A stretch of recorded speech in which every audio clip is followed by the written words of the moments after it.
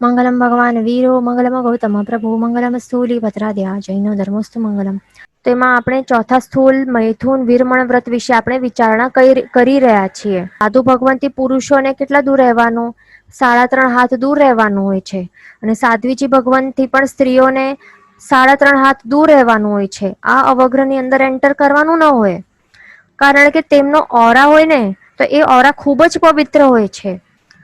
તેમના શુદ્ધ ચારિત્ર ધર્મ અને બ્રહ્મચર્ય પાલનના કારણે અત્યંત એક એવી શુભ ઓરા ત્યાં રહેલી હોય છે 3.5 હાથ સુધી.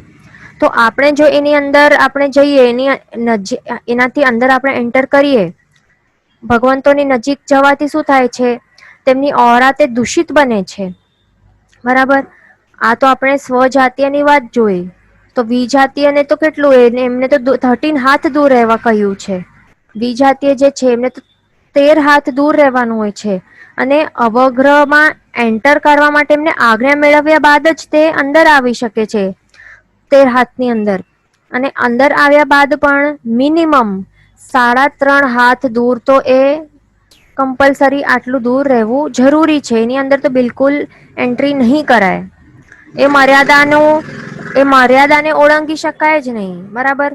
અને એના દ્વારા શું થાય છે? સ્વ અને પર બધાના જ ભાવ પ્રાણોની એટલે કે આત્મિક ગુણોની અને લીધેલા જે વ્રતો હોય છે એમની રક્ષણ થાય છે. અને આવું કરી શકાય કે શ્રાવકો માટે સૂચના માટે આવા પ્રકારના બોર્ડ પણ બહાર લગાડી શકાય છે ઉપાશ્રયની બહાર. અવગ્રહની મર્યાદાનું બધાને પછી અવેરનેસ પણ આવી જાય. બરાબર. પછી બીજું છે સમયની મર્યાદા. તો સમયની મર્યાદામાં શું આવે છે? કે એમાં વિજાતીઓને સૂર્યાસ્ત થતા પહેલા જ ઉપાશ્રયથી બહાર કમ્પલસરી નીકળી જવાનું. અને સૂર્યોદય થી પહેલા અંદર આવવાનું જ ન હોય. તે પણ ખાસ ધ્યાનમાં રાખવા જેવું છે. બરાબર. વિશેષ કારણ હોય તો પછી 4-5 બીજા સ્વજાતીયની સાથે એમને લઈ જવાનું. બરાબર. પણ એકલા તો બિલકુલ જવાય નહીં. એક ક્વેશ્ચન હતું કે ચોવિયાર પચખાણમાં માત્ર ચોવિયાર પચખાણ જે છે તો એમાં પછી ભોગ થાય કે નહીં? તો એમાં શું હોય છે? ચોવિયાર પચખાણમાં 4 આહાર નો ત્યાગ હોય છે. બરાબર. એટલે પછી કઈ શું કરો એમાં કઈ નથી. બરાબર. પણ જે આપણે બીજી કઈ તપ કરીએ ને બીજું કોઈ તપશ્ચર્યા ચાલતી હોય. જેમ કે 2 આસણા ચાલતા હોય 1 આસણા થી કરીને ઉપવાસ સુધી જે પણ તપશ્ચર્યા ચાલતી હોય તો એમાં બ્રહ્મચર્ય વ્રત પાલન કરવું અતિ આવશ્યક છે. નહી તો શું થાય છે? કરેલું જે તપક્રિયા છે તો એમાં પછી શુભ ભાવ રહે નહીં. અને તે તપ પણ સમ્યક ફળ એટલે કે મોક્ષ ફળ આપનારો નહીં બને. બરાબર. એટલા માટે કોઈ પણ આપણે તપશ્ચર્યા કરીએ તો એમાં આ વ્રતનું પાલન કરવું જરૂરી છે. પછી એક બીજું ક્વેશ્ચન હતું કે જે વિધવા બાઈ હોય તો એમને કયો પચખાણ લેવું જોઈએ? તો આપણે પ્રતિજ્ઞા જોઈ લઈએ અહિયાં કે એમ આપણે 3 જોઈ લઈએ કે સ્ત્રી માટે કેવી પ્રતિજ્ઞા લેવાની. પછી અનમેરિડ કન્યા માટે અને વિધવા સ્ત્રી માટે કઈ આ લેવી જોઈએ પ્રતિજ્ઞા? પેલા તો આ સ્ત્રીમાં માટે આપણે જોઈ લઈએ કે પોતે પરણેલા પુરુષ થી અન્ય પુરુષ એટલે કે બીજા કોઈ પણ હોય. અને વળી એમાં વિધુર પણ આવી જાય અપંગ કે કુંવારા તો એમની સાથે કાયાથી ભોગનો ત્યાગ કરું છું. સ્વપતિ સંતોષ નું અહિયાં પછી વ્રત લેવાનું હોય છે. એમાં પોતાને જેવી રીતે ફાવે તેવી રીતે અહિયાં એ પ્રકારે આજીવન પણ લેવાનું. એમ તો આજીવન લેવું જોઈએ. જો ન ફાવે તો અમુક વર્ષો સુધી. તો આવી રીતે વ્રત લેવાય છે. પછી જે અનમેરિડ કન્યા હોય છે તો એમને કેવી રીતે લેવાય? કાયાથી સંપૂર્ણ બ્રહ્મચર્ય લગ્ન નહીં થાય ત્યાં સુધી એવી રીતે લઈ શકે ને પછી લગ્ન થયા બાદ આવી રીતે લેવાનું. પછી આગળ જે વિધવા બેન હોય તો એમને કેવી રીતે લેવાનું? અહિયાં કાયાથી સંપૂર્ણ બ્રહ્મચર્ય આજીવન આવી રીતે લેવાનું હોય છે. બરાબર.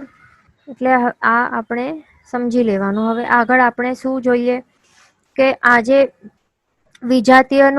વિજાતીયના જે શરીરરૂપી જે પૂતગલો છે તો એમના જે પૂતગલોના જે ગુણધર્મો છે રૂપ ગંધ રસ અને સ્પર્શ અને શબ્દ તો એ બધું જ માણવાનું અને એમનું ભોગવટો કરવાનું આપણને ત્યાગવું જોઈએ.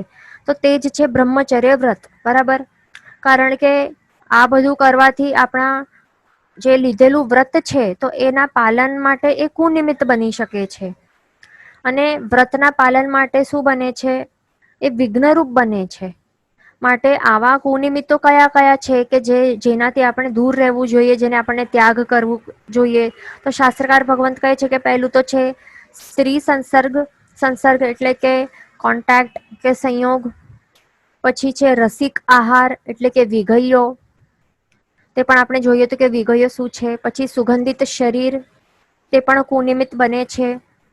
પછી કોમળ શૈયા ઉપર સૂવાનું, તો એ પણ કુનિમિત્ત બને છે.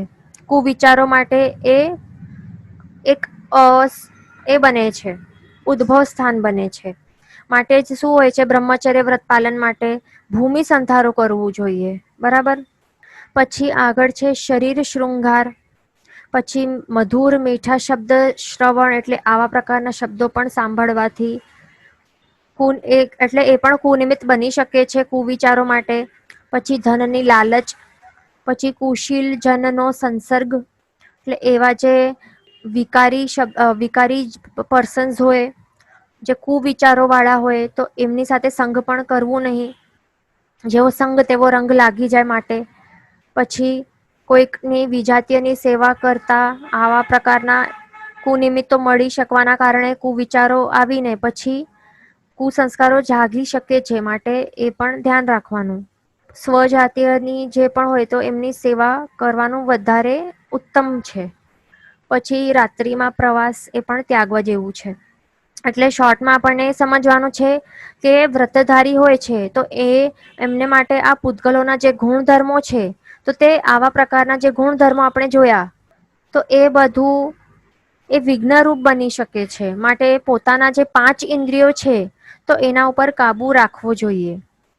નહીં તો શું થાય છે, સ્પર્શનેન્દ્રિયના અસંયમના કારણે શરીરનો માત્ર સ્પર્શ કરવાથી ભાન પણ ભૂલી જાય છે. રસનેન્દ્રિયના કારણે આહારનું જે રસનું આસ્વાદન લે છે ને, તો એનો ચટકો જો લાગી જાય તો એ બુદ્ધિમાં વિકાર ઉત્પન્ન કરાવે છે.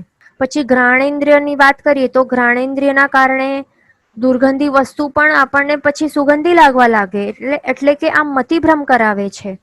પછી ચક્ષુરેન્દ્રિયના કારણે વિજાતીયને તે જોતો જ રહે છે, નિરખ્યા કરે છે, થાકતો નથી. બરાબર. એટલે વિકાર વાળી નજરો આવી જાય છે.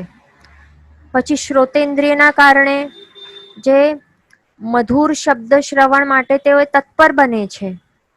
બરાબર. એટલે આપણને શું કરવાનું, સ્પર્શ જે 5 ઇન્દ્રિય છે, તો બધાને કાબુમાં રાખવાનું, નિયંત્રણમાં રાખવાનું. તો એના માટે બેસ્ટ છે કે જે કુનિમિત્તો બને છે, આ બધા ઇન્દ્રિયોમાં વિકાર લાવવા માટે જે કારણરૂપ બને છે, તો એવા બધા જે કુનિમિત્તોથી આપણને દૂર રહેવાનું. એટલે શાસ્ત્રકાર ભગવંતો કહે છે કે આવા પ્રકારના વિઘ્નોથી અધોપતન થવાના ચાન્સીસ ઘણા જ રહેલા હોય છે. તો એ સમજાવતા એક દૃષ્ટાંત બતાવે છે આપણને કે સંભૂતિ મુનિ તરીકે એક હતા. તો સંભૂતિ મુનિ પોતાના ભાઈ ચિત્રમુનિ સાથે અનશન વ્રત એમણે સ્વીકાર્યું હતું. શું સ્વીકાર્યું હતું? અનશન વ્રત. પોતાના ભાઈ ચિત્રમુનિની સાથે તેઓ કૌશક ધ્યાને રહેલા હતા, અનશન વ્રત સ્વીકારીને. તો ત્યાં કોણ આવેલા હતા? સનત ચક્રવર્તી અને એની સ્ત્રી રત્ન સુનંદા નામની જે એની સ્ત્રી રત્ન છે, એમની જે પટરાણી કે સ્ત્રી રત્ન કહેવાય, તો તે સાથે અને પરિવાર સહિત તો એમણે બાંધવા માટે ત્યાં પહોંચ્યા. તો ત્યાં શું કર્યું, બધાએ આપણે જોઈશું અહીંયા ફોટોમાં, તો શું થાય છે, બધા પોતપોતાની ઉચિત સ્થાનથી વંદન કરે છે. જો ઉચિત અવગ્રહ ડિસ્ટન્સ મેન્ટેન કરીને તે કરે છે વંદન. પણ સુનંદા આગળ, એટલે કે જે સ્ત્રી રત્ન છે, તે હજી આગળ આવીને વંદન કરે છે. બરાબર. જે નહીં કરાય, આપણે પહેલા જોઈ લીધું કે અવગ્રહનો ડિસ્ટન્સ જે છે તે મેન્ટેન કરવું કમ્પલસરી છે, પણ તે શું કરે છે, બધાની જેમ ઉચિત સ્થાને જઈને વંદન કરતી નથી, પણ આગળ જઈને કરે છે. તો પછી ભૂલથી જે વાળ જે છે, એના વાળની લટનો સ્પર્શ થઈ જાય છે મુનિને. અને આપણે પહેલા શું વાત કરી કે પૂતગલોના ગુણધર્મ જે છે, રૂપ વર્ણ ગંધ રસ સ્પર્શ શબ્દ, એ બધું એ કુનિમિત્તો છે. તો માત્ર આ લટના સ્પર્શથી, વાળના સ્પર્શથી, કોમળ સ્પર્શથી આ મુનિને આ વિજાતીય જે છે સ્ત્રી રત્ન, એના પૂતગલનો જે એટલે પૂતગલ રૂપી જે વાળ છે એના સ્પર્શ માત્રથી એમણે લાગ્યું કે કેટલું સુવાળું સ્પર્શ છે, કેટલું કોમળ સ્પર્શ છે. તો સ્ત્રી રત્ન કેવી અદ્ભુત હશે. માટે મારા તપ સંયમ અને ત્યાગ તપ ત્યાગ સંયમનો જો કોઈ ફળ હો તો મને આવા પ્રકારની ઉત્તમ સ્ત્રી રત્નની પ્રાપ્તિ થાય. તો આવું ભયંકર નિયાણું એમણે બાંધી દીધું. એટલે એક ક્ષણમાં જ એટલે વિચારો કે આ કુનિમિત્ત તો કેવા ભયંકર હોય છે. આવા મહાન તપ ત્યાગી મુનિવરના પણ જે ધ્યાન છે, જે સારા જે વિચારો છે, તો તે માત્ર એક ક્ષણવારમાં જ એ કુવિચારોમાં બદલી નાખે છે.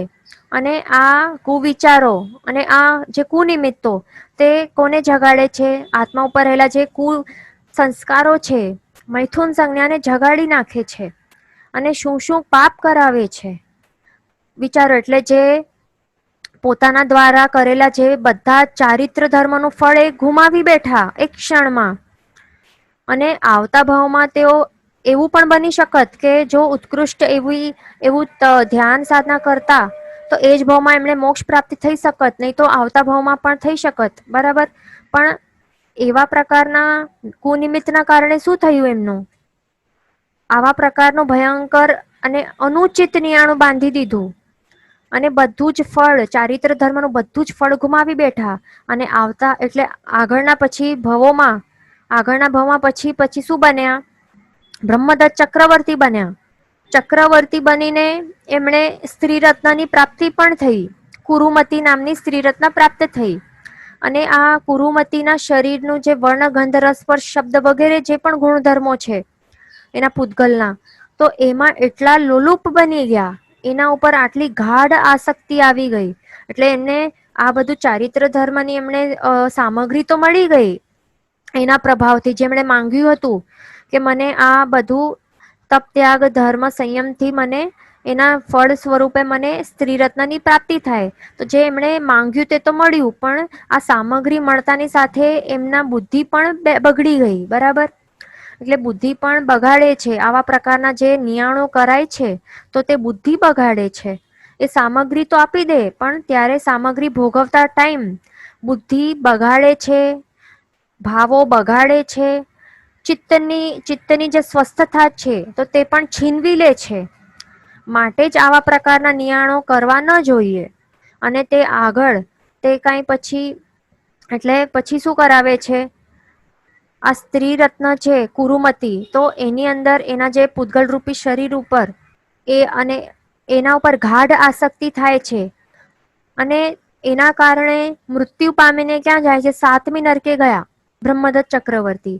એટલે વિચારો કેવા પ્રકારનું અધોપતન થયું એમનું.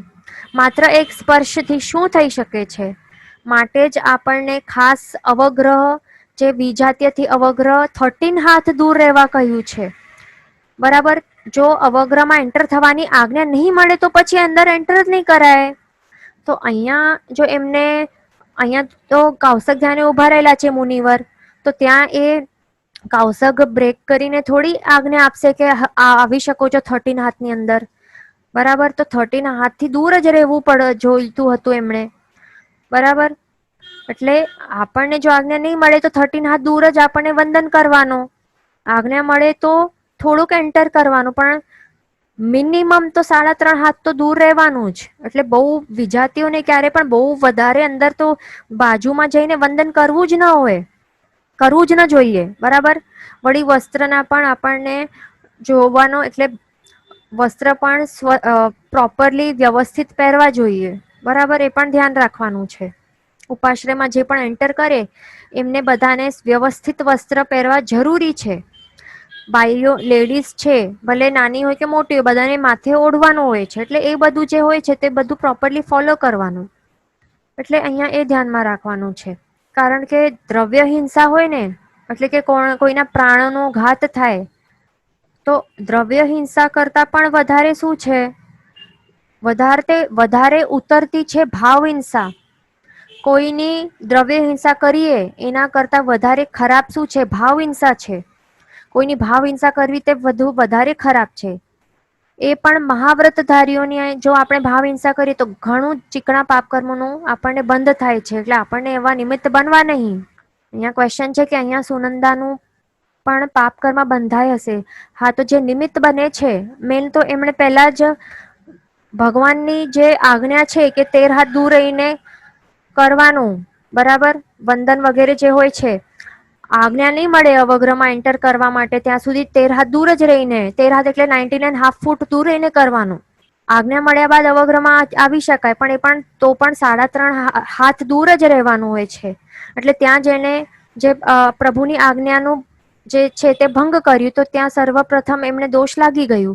પછી આગળ એમને જે સ્પર્શ કર્યું મુનિવરને, 5 મહાવ્રતધારી મુનિવરને જે એના દ્વારા સ્પર્શ થઈ ગયો અને પછી મુનિની મતિ બગડી અને વગેરે જે પણ એ નિયાણું બંધ્યું એટલે એ નિમિત્ત બની, બરાબર.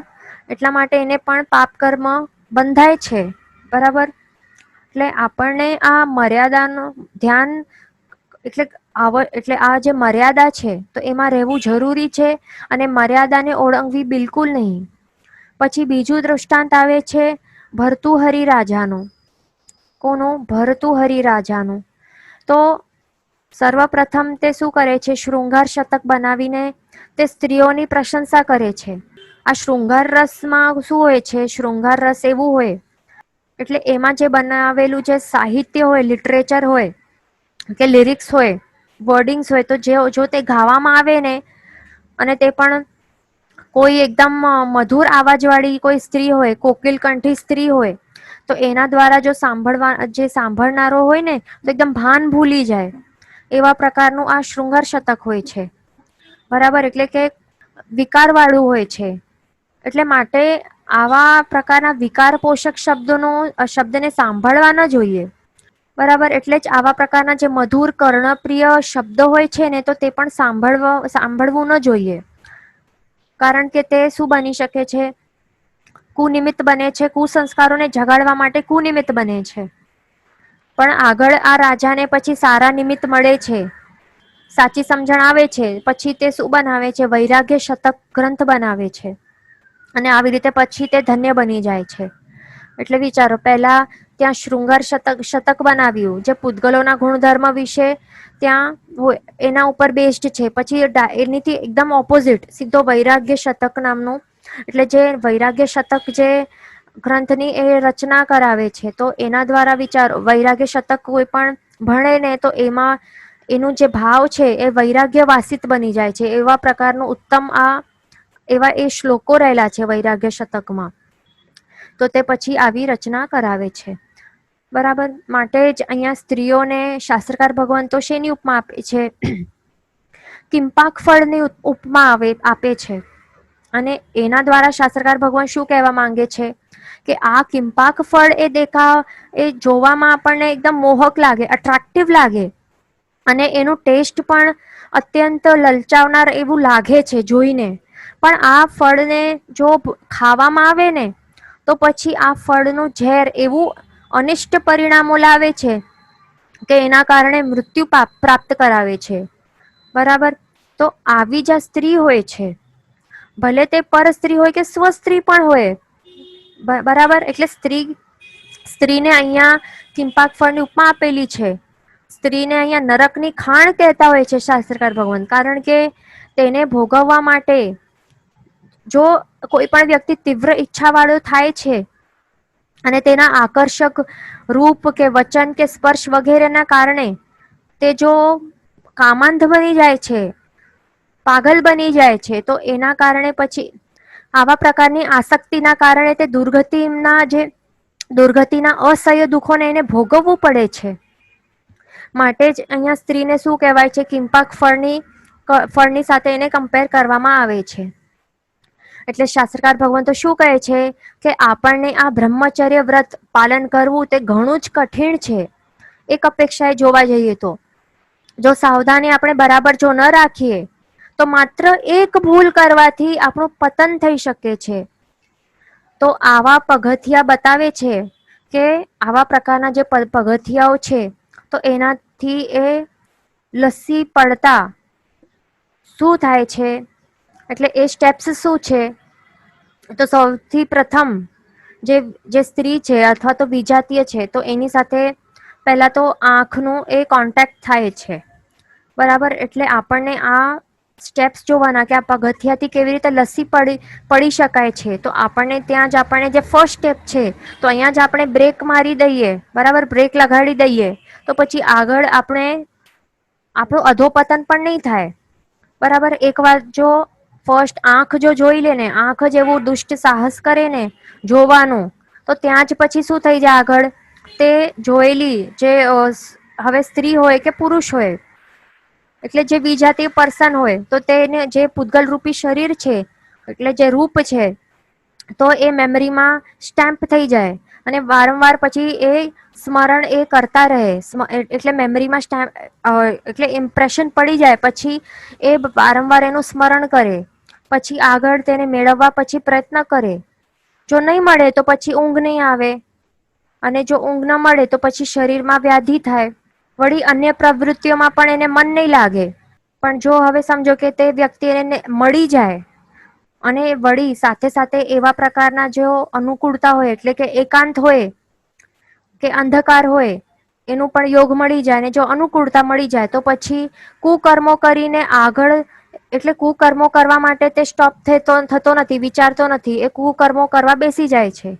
બરાબર. તો આવા પ્રકારે શું થાય છે, લપસી લપસીને નીચે પડતો પડતો જાય છે, પગથિયાથી નીચે નીચે પડતો જાય છે અને આવી રીતે પોતાના માટે દુર્ગતિના દ્વારો એ ખોલી દે છે. તો આવી રીતે કામાંધ બનીને પતન થાય છે. માટે જ આ જે ફર્સ્ટ સ્ટેપ છે તો તે થવા જ નહીં દેવાનું. ક્યારે પણ લક્ષ્મણ કેવી રીતે હતા, સીતા માતાને ક્યારે પણ આવી રીતે જોતા ન હતા નજરો ઉઠાવીને, ક્યારે પણ એમણે માત્ર એમના ચરણ કમલને જોતા હતા. એટલે નજરો ક્યારે પણ નીચે રાખવી જોઈએ. રસ્તામાં ચાલતા ટાઈમ પણ નજરો ત્યાં 3.5 હાથ દૂર આગળ ભૂમિમાં ત્યાં નજરો હોવી જોઈએ કે કોઈ જીવ તો મરી નથી જતો ને, એટલે ત્યાં ઈર્યા સમિતિ પાલન કરવાનું. પણ અહીંયા ત્યાં નજરો રખડાવ્યા નહીં કરવાની. બરાબર. એટલે આઈ કોન્ટેક્ટ ક્યારે પણ અવોઇડ કરવાનું કોઈની સાથે પણ, વિજાતીયની સાથે. કારણ કે એક વખત જો સ્મૃતિપટમાં એટલે કે મેમરીમાં જો સ્થાપિત થઈ જાય તો પછી એ મન, વચન, કાયાને બધું લાઈનસર એ દૂષિત કરતો જાય છે. બરાબર. એટલે તે અહીંયા આપણને ધ્યાન રાખવાનું છે. તો એમાં એક બેસ્ટ દ્રષ્ટાંત જે અહીંયા ફિટ થાય છે તો તે શું છે, રૂપસેન અને સુનંદાનું. તો તે જીવન ચરિત્ર જે છે તો અહીંયા બરાબર ફિટ બેસે છે કે કેવી રીતે વિકારના કારણે અને અબ્રહ્મ સેવનના માત્ર કુવિચારો માત્રથી જીવનું કેવી રીતે પતન થાય છે. તો તે રૂપસેન અને સુનંદાનું જે જીવન ચરિત્ર છે તો તે વાંચવા જેવું છે. બરાબર. એટલે જ આપણને શું, કુનિમિત્તો અને કુવિચારોને આપણને બંધ કરવાનું કે જેનાથી કુસંસ્કારો જાગે નહીં. બરાબર. ત્યાં જ આપણને બ્રેક લગાડવાની છે. માટે જ્યારે પણ યૌવન, એકાંત, અંધકાર, અનુકૂળતા, આ 4 ચીજો જે છે તો એ બહુ જ ભયંકર છે. એ આવા પ્રકારના અત્યંત એકદમ ભયંકર કુનિમિત્તો છે. તો જ્યારે તે આપણને મળે તો શું કરવાનું, ત્યાંથી ચાલ્યો જવાનું. 1 સેકન્ડ ત્યાં ઊભો રહેવાનું નહીં, બિલકુલ પણ વિચલિત થવાનું નહીં, તો આપણે બચી શકશું. નહીં તો કામ વાસના એવી હોય કે ક્યારે પણ એ શાંત નહીં કરાવે. બરાબર. એટલા માટે કામ વાસના ક્યારે પણ શાંત થતી નથી. માટે કુનિમિત્તોને આપણને અવોઇડ જ કરવાનું. બરાબર. એનાથી દૂર ભાગતા રહેવાનું. બરાબર. એટલે આ ધ્યાનમાં રાખવાનું છે. હવે આગળ આપણે બીજું જોઈએ કે હવે આપણે એ જોઈશું કે અબ્રહ્મના સેવનથી કેવા પ્રકારના દુષ્પરિણામો શું શું ભોગવવા પડે છે જીવને. તો પહેલું, એટલે જે આપણે જે જોયા ને આગળ જે પગથિયા છે તો એ પગથિયા ઉપરથી લપસી જતા જતા જે એટલે શું હાલ થયું છે એવા અમુક દૃષ્ટાંતો પણ આપણે જોઈશું. બરાબર.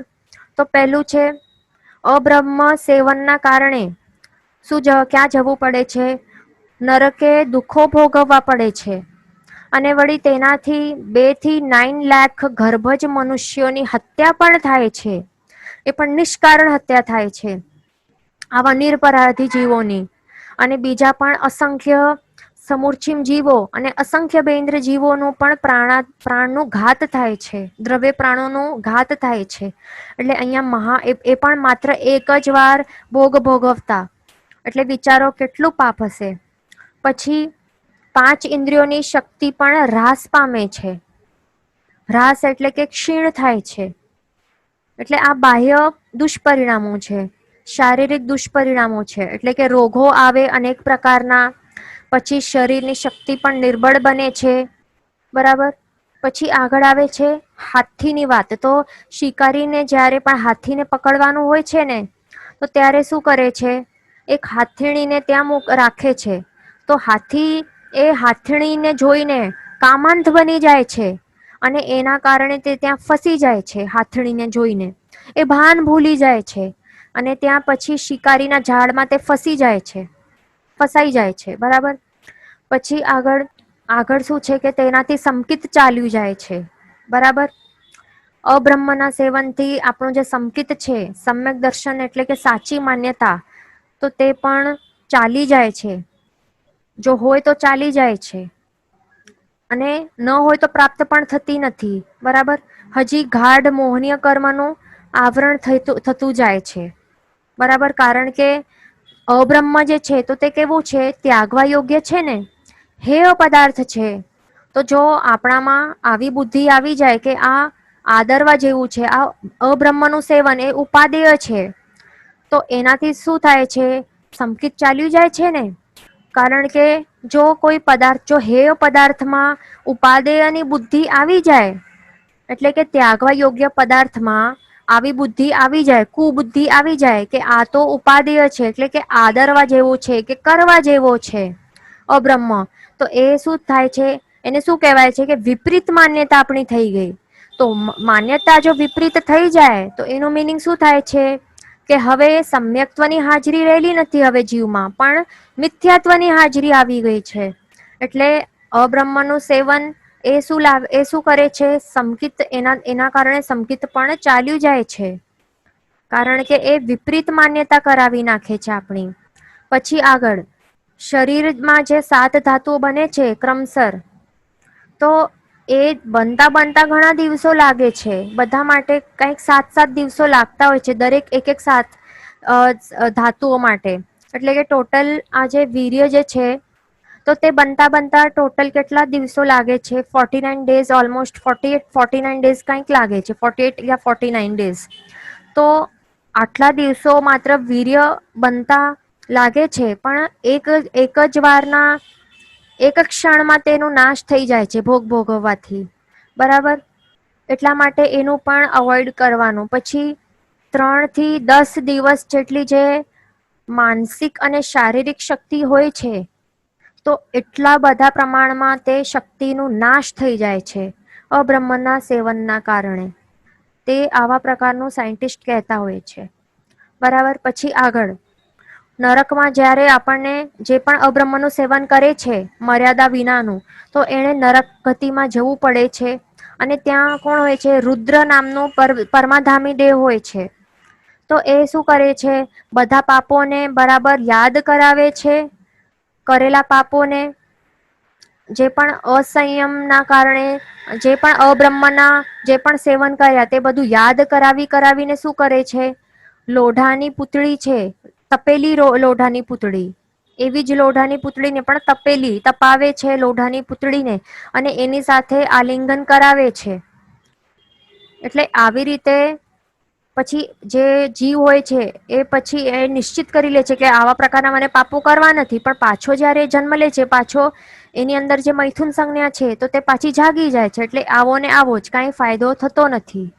બરાબર. એટલે આપણને શું કરવાનું, આ સમજણના ભાવમાં આપણને હમણાં આપણને સમજણ મળી છે, એટલે આપણને હમણાંથી જ સારા સંસ્કારોને આત્મા ઉપર, એ સારા સંસ્કારોને આપણને ઉત્પન્ન કરવાના છે, આ કુસંસ્કારોને કાઢવાના છે. બરાબર.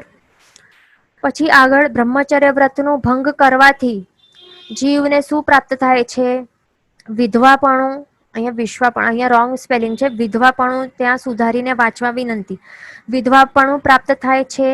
પછી વંધ્યાપણું, પછી મૃતક પુત્રનું જન્મ થાય છે. આગળ યોની કે પેટમાં અમુક જાતના શૂળ વગેરે એવા પ્રકારના રોગો થાય છે. અને પછી ડાયાબિટીસ જેવા રોગો પણ એને ભોગવવા પડે છે, એવા ઉત્પન્ન થાય છે કે ડાયાબિટીસ કેવો રોગ છે કે જે ભોગવવા આપે નહીં, બરાબર. કેટલું પણ શ્રીમંત હોય પણ એ ભોગવવા એ મળે નહીં જો ડાયાબિટીસ હોય. એટલે કે ફોર એક્ઝામ્પલ મીઠાઈ એ ખાવા મળતું પણ નથી, ભલે તે ધનવાન કેટલો પણ હોય. તો આવા પ્રકારની બીમારીઓ થઈ જાય અથવા તો આવા પ્રકારની પરિસ્થિતિઓનું નિર્માણ થાય, સર્જન થાય કે ભોગવવા આપે નહીં. પછી આગળ રાવણ એ કેવા હતા, ઘણા જ ઉત્તમ ગુણો વાળા હતા. રાવણ તે કઈ વિલન ના હતા, પણ છતાં પણ એક માત્ર આ પોઈન્ટ ના કારણે સીતાજી ના ઉપર આવી રીતે લોલુપતા ના કારણે તેઓનું પછી અધોપતન થયું હતું, બરાબર. એટલે કે એમની બુદ્ધિ ત્યારે બેર મારી ગઈ હતી. માત્ર આ એક પોઈન્ટ ના કારણે બીજા બધા ગુણો એ બધા એનું કઈ મેટર કરતું નથી, બરાબર. અને બધા પછી રાવણને શા માટે યાદ કરે છે કે એમણે સીતાનું હરણ કર્યું હતું, પછી બીજા કોઈ પણ આવા ઉત્તમ પ્રકારના ગુણો હતા તે કોઈ પછી યાદ કરતા નથી, બરાબર. એટલે આપણને આ જે બ્રહ્મચર્ય વિષયમાં આપણને એકદમ સ્ટ્રિક્ટલી એ ફોલો કરવું જોઈએ, કારણ કે આપણે શું જોયું કે બ્રહ્મચર્ય વ્રત તેને સૌથી ઉત્તમ અને ઉત્કૃષ્ટ આવા પ્રકારનું સ્થાન આપેલું છે. જો બ્રહ્મચર્ય હોય, બરાબર, બ્રહ્મચર્ય હોય એટલે પાલન કરતો હોય વ્યક્તિ, તો પછી બીજા ગુણો પણ એમનામાં આવી જાય છે, બરાબર. પણ જો એ જ ના હોય, જો વિકારી માનસિકતા હોય, તો પછી બીજા ગુણોને કોઈ જોતો નથી. એટલે સમાજમાં શું નામ પછી ખરાબ થાય છે, બધા કામી કે વિકારી કે એવું પ્રકારે એવા પ્રકારના નામ થઈ જાય છે, બરાબર. પછી આગળ છે રાજા મુંજ. તો તેઓ 72 લાખ માલવના સ્વામી હતા. કેટલા? 72 લાખ. છતાં એક તિલંગ દેશની એક રાજકન્યા હતી મૃણાલિની નામની. તો એના કારણે એના પર એ કામાંધ બની ગયા હતા, મોહમાં અંધ બની ગયા હતા, મોહાંધ બની ગયા હતા. તો એના કારણે આ રાજકન્યાને કારણે તેઓ ઘરે ઘરે ભિક્ષા પણ એમને માંગવી પડી હતી, એવું એક દૃષ્ટાંત આવે છે. પછી બીજું અજાત શત્રુ કોણિકનું, કે પોતાની પટરાણી હતી પદ્માવતી, તો એના આગ્રહના કારણે શું કરે છે, પોતાના જે નાના ભાઈ હલ્લવી હલ્લ એની સાથે મહાભયંકર યુદ્ધ કરે છે. અને એની અંદર આ યુદ્ધમાં હજારોનું પ્રાણોનો નાશ થાય છે. અને એ પણ એની શું આગ્રહ હોય છે આ પદ્માવતીની, કે એક હાર અને 2 કુંડલની આવા પ્રકારની એની આગ્રહ હોય છે. તો પોતાની આજે પટરાણી ઉપર એવો એ લંપટ બની જાય છે કે એવા પ્રકારની જે આગ્રહ છે, એક હાર અને 2 કુંડલ માત્રની, એના માટે પોતાના નાના ભાઈની સાથે પણ યુદ્ધ કરવા માટે તૈયાર બની જાય છે. એટલે વિચારો, સ્ત્રીને સાચે અહીંયા શું કહેવાય છે, નરકની ખાણ કહેવાય છે, બરાબર. એટલે વિજાતિ ઉપર આવા લંપટ બનવું ન જોઈએ, એનાથી અધોપતન થાય છે. પછી અને બુદ્ધિ પણ બેર મારી જાય છે. આગળ છે કુમાર નંદી સોનાર નો એક દૃષ્ટાંત. તો કુમાર નંદી સોનાર નું શું હતું, એના પાસે કેટલી સ્ત્રીઓ હતી? 500 સ્ત્રીઓ હતી. આ કુમાર નંદી સોનાર પાસે 500 સ્ત્રીઓ હતી, છતાં પણ તે સંતુષ્ટ ન હતો અને હાસા પ્રહાસાની પાછળ એ પાગલ બની ગયો હતો. અને છેલ્લે તેને પ્રાપ્ત કરવા માટે તેણે શું કર્યું, આ કુમાર નંદીએ સોનારે કુંડમાં એ બળી ગયો, એમાં જમ્પ મારીને એ બળી ગયો. અને આગળ એની જે 500 સ્ત્રીઓ હતી, તો એમને એ દુખી કર્યો. એટલે વિચારો, માત્ર એક વિકાર એટલે કે દૃષ્ટિનું વિકાર હોય કે અથવા તો સ્ત્રીને મેળવવાની જે ઈચ્છા હોય અથવા તો એની સાથે ભોગવવાની જે ઈચ્છા હોય, તો એ શું શું કરાવે છે. 500 સ્ત્રીઓ હોવા છતાં પણ શું કરાવે છે. એટલે જે અબ્રહ્મનું જે અથવા જો એ કામ વાસના છે, તો એ કેવી લિમિટલેસ છે, એ અહીંયા વિચારવા જેવું છે. એટલે એના ઉપર આપણને મર્યાદા બાંધવી અતિ આવશ્યક છે. પછી આગળ છે લક્ષ્મણા સાધ્વીજીની. તો લક્ષ્મણા સાધ્વીજી જે એમના દૃષ્ટાંતમાં શું આવે છે, એ એક પક્ષીના મૈથુન સેવનને એમણે જોયું, બરાબર, જોવાઈ ગયું. તો પછી એ જોયા બાદ એ પોતે આર્ત ધ્યાનમાં પડી ગયા. કુવિચારોમાં પડી ગયા અને આગળ દુર્બુદ્ધિ એ જન્મ આપ્યું અને આગળ આલોચના એ લેવા ગયા તો એમાં પણ એમણે માયા કરી અને એના કારણે આગળ 80-84 સુધી એમનો સંસાર એ વધી ગયો. એટલે વિચારો, આ માત્ર દૃષ્ટિ આપણને કેવી રાખવી જોઈએ, નીચી રાખવી જોઈએ. બરાબર. એટલે આ બધા પ્રકારનું આપણને જોવું નહીં. અને જો આવા પ્રકારનો કુનિમિત્તો દેખાઈ આવે, બરાબર, તો પછી આપણને શું વિચારોમાં આપણા મન લગાડી નાખવાનું, એ જ વિચારો વિચારવા નહીં. બરાબર. એ વિચારો પર આપણને બ્રેક લગાડવાનું કે જેનાથી આપણી બુદ્ધિ જે છે તો તે બગડે નહીં. બરાબર. આગળ પછી સાધ્વીજી સુકુમાલિકાનું દૃષ્ટાંત આવે છે કે તે અત્યંત રૂપવાન હતા, રૂપવતી હતા સાધ્વીજી.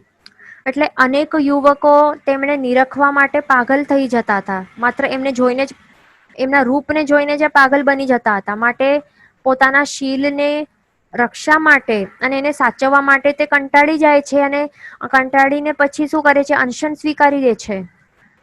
કારણ કે મારું રૂપ આવા પ્રકારના બધાની બુદ્ધિઓને બગાડી નાખે છે. માટે પોતાના શીલના રક્ષણ માટે પછી તે કંટાળીને પછી અનશન સ્વીકારે છે. અનશન સ્વીકાર્યા બાદ પછી એ મૂર્છિત એટલે મૂર્છા એ પામી જાય છે, મૂર્છિત થઈ જાય છે. પણ બધાને શું લાગે છે કે એમનું કાલધર્મ થઈ ગયું, એટલે એ હવે મૃત્યુ પામી ગયા. બધા એ સમજી જાય છે, એવું લાગે છે. અને પછી એમના જે દેહ છે અને જંગલમાં ત્યાં ત્યજી નાખે છે. તો પછી ત્યાં એક મુસાફર આવે છે. બરાબર. એક વટમાર્ગી આવે છે. તો ત્યાં એ આવે છે અને આવી રીતે પડેલા સાધ્વીજીને જોવે છે. પછી એને કંઈક ચેતના લાગે છે એની અંદર. પછી એ સેવા કરે છે એમની. અને આવી રીતે સેવા કરતા પછી એ શુદ્ધિમાં આવી જાય છે. બરાબર. હોશમાં આવી જાય છે. પણ આગળ આવા પ્રકારની સેવા, વિજાત્ય દ્વારા સેવાની કારણે પછી તેઓ, આ સાધ્વીજી જે છે તો તેઓ પણ, એમનું પણ અધોપતન થઈ જાય છે. અંતે એમનું આ ભાવમાં પતન થઈ જાય છે. એટલે આ બધા પ્રકારના જે છે કુનિમિત્તોથી આપણે દૂર રહેવા જોઈએ. કુનિમિત્તો મળી જાય પણ કુવિચારો આવવા ન દેવા. બરાબર. બુદ્ધિને બગાડવી નહીં. પછી આગળ આવે છે કંડરીક મુનિનું દૃષ્ટાંત. તો તે ઘણું જ તપ કરતા હતા અને પછી એમની કાયા જે ઘણી જ ઘડી ગઈ હતી કંડરીક મુનિની. તો એમણે જ્યારે એમના ભાઈ એ રાજા હતા, પુંડરીક રાજા હતા, તો એમનું દર્શન કરવા માટે જયારે આવ્યા કંડરીક મુનિનું, ભાઈ મહારાજનું, તો તેમણે લાગ્યું કે એમની જે કાયા છે એ કેવી ઘડી ગઈ છે, કેવી કૃશ થઈ ગઈ છે. તો એટલા માટે શું કહે છે કે આપ રાજભવનમાં પધારો અને ત્યાં યોગ્ય આહાર વહોરવો. એટલે આવા પ્રકારની વિનંતી કરે છે. તો પછી તેઓ પધારે છે અને ત્યાં મહેલમાં બનાવવામાં આવે છે તો તેવું રાજભોજન કેવું હોય છે, રાજસી ભોજન, તો તે બહુ જ પૌષ્ટિક હોય છે. વિગઈઓથી એ લથપથતો હોય છે. બરાબર. વિગઈઓથી ભરપૂર હોય છે. આવું પૌષ્ટિક આહારથી તે મુનિ પાછા સ્વસ્થ થઈ જાય છે. એક બે દિવસમાં તે સ્વસ્થ થઈ જાય છે. પછી એમને એક એવી પ્રકારની આવું કુનિમિત મળ્યું. બરાબર. આવા વિગઈ વાળું આહાર મળી ગયું. તો એના કારણે હવે આવા પ્રકારના કુનિમિત્તના કારણે એમને કુવિચારો આવી ગયા અને પછી એમને 2 દિવસ સુધી રાજ્યને ભોગવવાની ઈચ્છા કે લાલચ એમના અંદર આવી જાય છે. બરાબર. એટલે પોતાનું જે મુનિપણું છે તો તે ત્યાગી દે છે. મુનિપણું ત્યાગી દે છે અને પછી એ આગળ પછી નરકે જાય છે. માટે જ શું હોય છે, શાસ્ત્રકાર ભગવાન તો શું કહે છે કે બ્રહ્મચારી જે પર્સન હોય ને, તો એને તો નીરસ ભોજન જ કરવું જોઈએ. એને શું કરવું જોઈએ? નીરસ ભોજન કરવું જોઈએ. વિગયોનો ત્યાગ કરવું જોઈએ. કારણ કે આહાર પણ એક એવો પ્રકારનું કુનિમિત્ત છે કે જે કુસંસ્કારોને જગાડે છે. બરાબર. અને આ બધું રાજ્યને ભોગવવાની ઈચ્છા થાય છે. પછી રાજ પરિવાર બધું અપનાવવા માટે તે તૈયાર બની જાય છે. વિચારો, પોતાનું જે ચારિત્ર જીવન, આટલો મહાન ચારિત્ર જીવન, તે પણ ત્યાગવા તૈયાર બની જાય છે. પછી આગળ આવી રીતે એમનું અધોપતન થાય છે. પછી આગળ આ અબ્રહ્મ સેવનના કારણે, અમર્યાદિત સેવનના કારણે પછી શું થાય છે, આ ભાવમાં શું શું જે ફળો, કેવા કેવા એ ફળો આપે છે, તો પરસ્ત્રી ગમન વગેરે પાપોથી જીવને આ જ ભાવમાં વધ મળે છે, કે બંધન, કે ગળે ફાંસો મળે છે, ફાંસીની સજા મળી શકે છે, નાક કપાવવું પડે છે, પછી ગુપ્તેન્દ્રિયનો છેદ થઈ શકે છે, ધન વગેરેનો નાશ થાય છે. આવા અનેક દુઃખો આ જ ભાવમાં એમણે ભોગવવા પડે છે. પછી આગળ શાસ્ત્રકાર ભગવંતો કહે છે કે પરભાવમાં શું એને ફળોની પ્રાપ્તિ થાય છે, નરકાદી વગેરે જે પણ ગતિઓ છે જેમાં અસહ્ય એને દુઃખ ભોગવવા પડે છે, એવી દુર્ગતિઓ એને પ્રાપ્ત થાય છે, ત્યાં ઉત્પત્તિ થાય છે. વળી આગળ જે દુરાચારી જે વ્યક્તિ હોય, એટલે પુરુષ હોય, દુરાચારી પુરુષ હોય કે કોઈ પણ વ્યક્તિ હોય, તો એને શું પ્રાપ્ત થાય છે, આગળ એને નપુંસકતા પ્રાપ્ત થાય છે આગળના ભાવોમાં. પછી કદરૂપું એવું રૂપ મળે છે. પછી દુર્ભાગ્ય નામ કર્મનું ઉદય રહેલું હોય છે. એટલે કોઈ પણ એને જોઈને કોઈ પણ એટલે અપ્રિય લાગે છે બધાને. દુર્ભાગ્ય નામ કર્મ ના ઉદય થી શું થાય છે, બધાને તે અપ્રિય લાગે છે. એટલે બધા ડિસલાઈક કરે એમને, કોઈ પણ એને લાઈક નહીં કરે. પછી આગળ ગુપ્તેન્દ્રિયના વિવિધ રોગો વાળો શરીર પ્રાપ્ત થાય છે. પછી એડ્સ, ભગંદર એવા પ્રકારના રોગો પણ થાય છે. અને વળી સ્ત્રીઓ જો દુરાચારનું સેવન કરે છે, તો સ્ત્રીઓને શું પ્રાપ્ત થાય છે, વિધવા બનવું પડે છે. અથવા તો લગ્નની ચોરીમાં જ રંડાપો પ્રાપ્ત થાય છે. રંડાપો એટલે કે વિધવાપણું, એ પણ લગ્નની ચોરીમાં જ. પછી આગળ વંધ્યા બની શકે છે, એટલે બાળકને જન્મ આપી નહી શકે તે. પછી મૃત પ્રસૂતા એટલે કે મૃત બાળકને જન્મ આપનારી બને છે. એટલે એવા ભયંકર દુઃખને સહન કરવું પડે છે, અહિયાં તે જોવાનું છે. પછી આગળ તે વિષ કન્યા બને છે. વિષ કન્યા વાળું શરીર મળે એટલે શું, એના જો સ્પર્શ પણ કરી લે ને તો પછી ઝેર ચડે છે સામે વાળા વ્યક્તિને, એટલા માટે બધા દૂર રહે, કોઈ એને સ્પર્શ કરે નહીં. આપણે દ્રૌપદીજી ના પૂર્વ ભાવોમાં આપણે આવું સાંભળ્યું હશે. પૂર્વભાવમાં એક એવું ભાવ એમને પ્રાપ્ત થયું હતું કે જેના કારણે એમણે એક એવું શરીર પ્રાપ્ત થયું હતું કે એટલે બહુ જ ઉષ્ણ એવું શરીર હતું. તો એ કોઈ પણ ટચ કરે ને, આટલો ગરમ સ્પર્શ હતું ને, ઉષ્ણ સ્પર્શ હતું ને, અતિ ઉષ્ણ સ્પર્શ, તો એના કારણે બધા કોઈ પણ એને પત્ની તરીકે સ્વીકારવા તૈયાર ન હતો.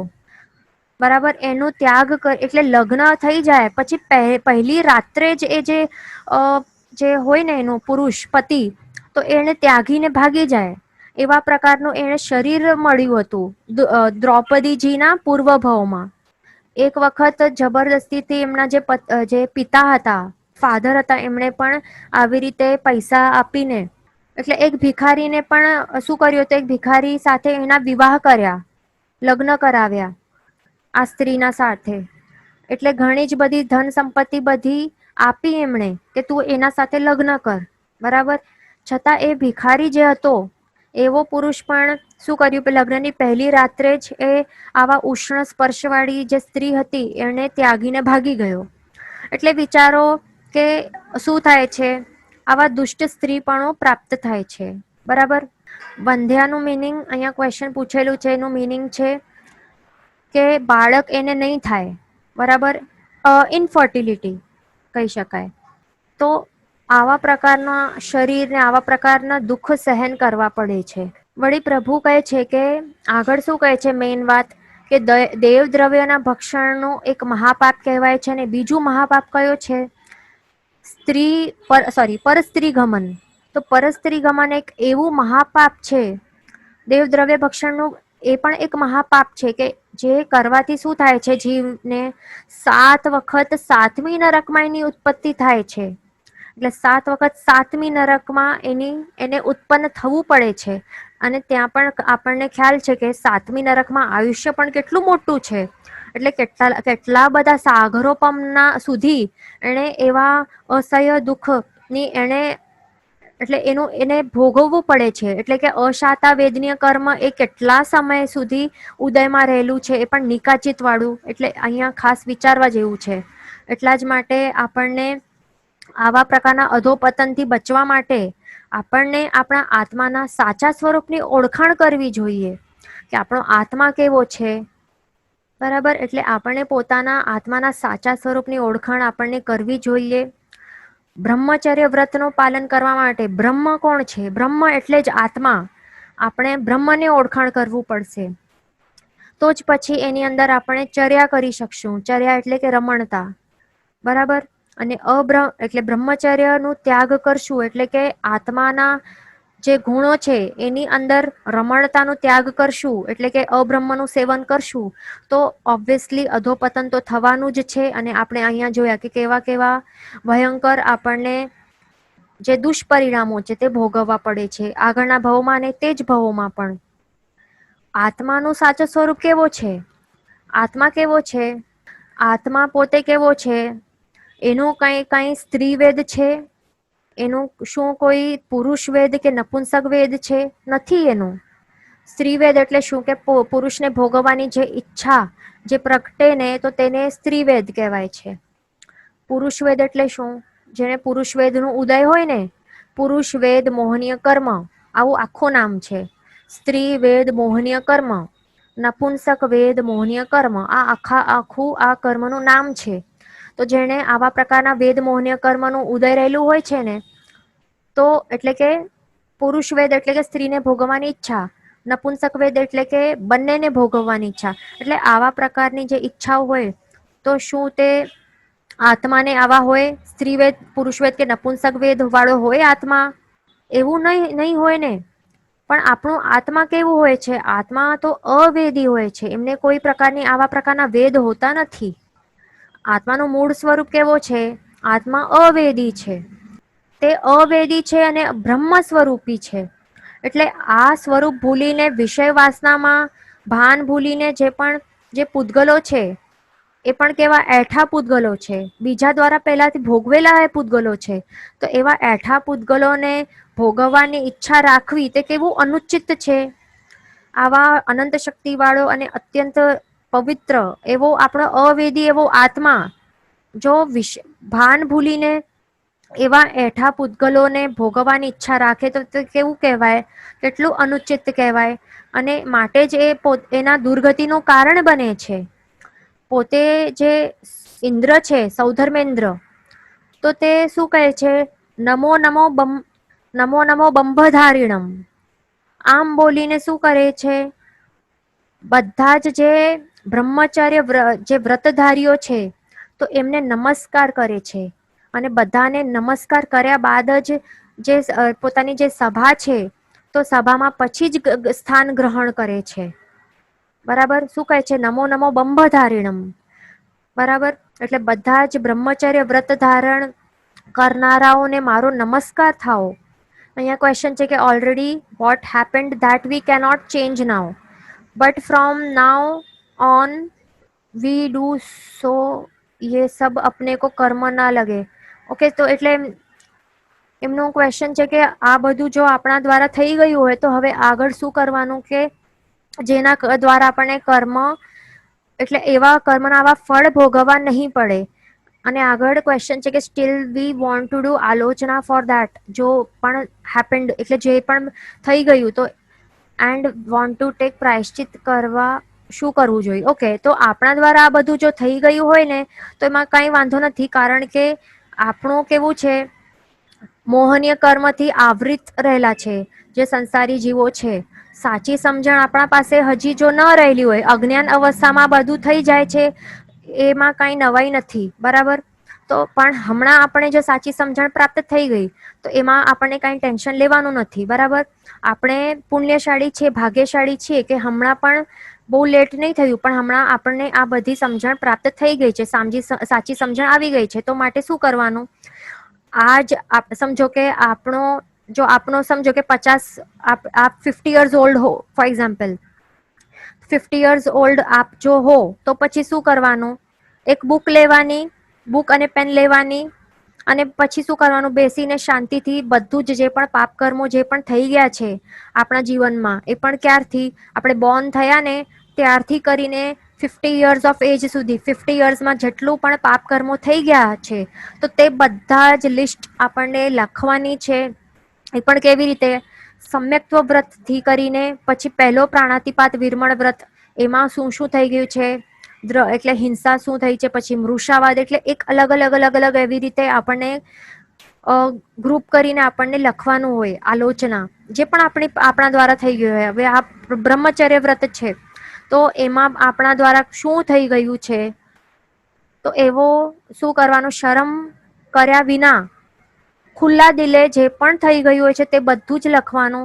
એમાં માયા બિલકુલ નહીં કરવાની, કારણ કે આપણે શું જોયું કે લક્ષ્મણા સાધ્વીજીએ માયા કરીને આલોચના માંગી, અને આલોચના જેટલી માંગીને જેટલી પ્રાપ્ત એનાથી વધુ એમણે કરી, પૂરી કરી, છતાં પણ એમનું જે પાપ ધોવાયું નહીં, કરેલું પાપ પણ જે કરેલું હતું તે એક અપેક્ષા નાનકડું કહી શકાય, જે કુવિચારો આવી ગયા, કારણ કે પછી તે સ્વસ્થ થઈ ગયા અને પછી એમણે પોતાને પશ્ચાતાપ થવા લાગ્યું કે મેં શું કેવા કેવા વિચારો કરી નાખ્યા, મેં પ્રભુ પર શંકા કેવી રીતે કરી.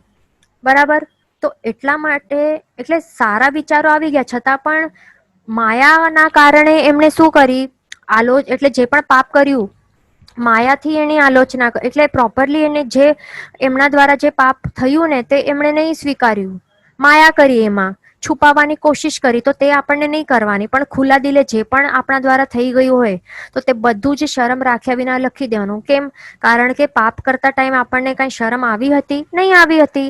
તો એ પાપનું કન્ફેશન કરતા ટાઈમ, એનું આલોચના કે પ્રાયશ્ચિત માંગતા ટાઈમ આપણને શા માટે શરમ કરવી જોઈએ તે વખતે?